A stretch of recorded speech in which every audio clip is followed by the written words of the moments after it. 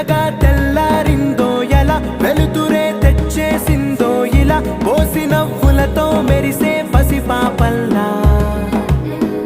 చేదతో బావులలో గలగల, చెరువులో బాతుల ఈతల కళ, చేదుగా ఉన్న వేపను నమిలే వేళ. చుట్ట పొగ మంచుల్లో చుట్టాల పిలుపుల్లో మాటలే కలిపేస్తూ మనసారా మమతల్ని పండించి అందించు హృదయ